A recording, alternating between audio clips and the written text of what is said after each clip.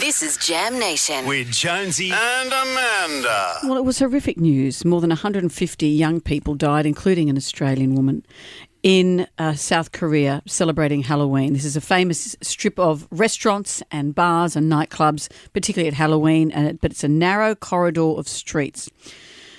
I have felt physically ill thinking about that scenario, about being a crowd crush and dying of asphyxiation. Oh, terrible. I've really struggled thinking about this, but I've had to push through that to read up on what happens and how to avoid it. It's scary. Have you ever been caught in a crowd crush? No. The 2000 Olympics, when it all wrapped up and we were at the Opera House, we were coming back to catch the train home. Martin Place was closed, Town Hall was closed because of too many people. And by the time we got to Central, like the whole of George Street was just packed with people. And then we got to Central, there was a bit where we were, and my eldest he was a little, he was about 3 or 4. So he was asleep because by this stage it's like 2 a.m. And I've got him, and the crowd started surging. And this City Rail guy was going off his cracker, which wasn't helping the case. And then someone threw up in the crowd, and it smelt terrible. And it was like, and I was thinking, geez, this is how it happens. This is how it happens. It wasn't as bad as that, but you could feel how a crowd, and you're powerless. This is the thing. And in the same way that when you're on an aeroplane and they say, look at where your exits are, everyone goes, oh, that's boring, I don't need to do that. Anyone who does a flight crash investigation says you need to know where your exits are. Yeah. Same with this. This is what they're saying. Keep this stuff in the back of your head somehow in case you ever need it. And one of them is, if you are attending a concert or a large event, note where the emergency exits are. Once it gets too crowded, the main exit may not be the most viable option. So that's one of the things to keep an eye out for.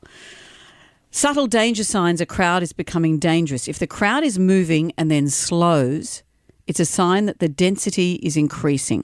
Right.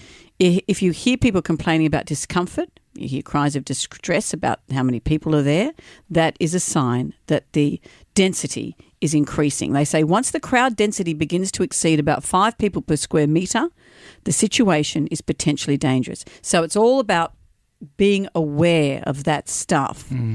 What should I do if I'm stuck in a crowd? It says here, in a crowd crush. Once the crowd stops moving, your priorities should be to stay on your feet.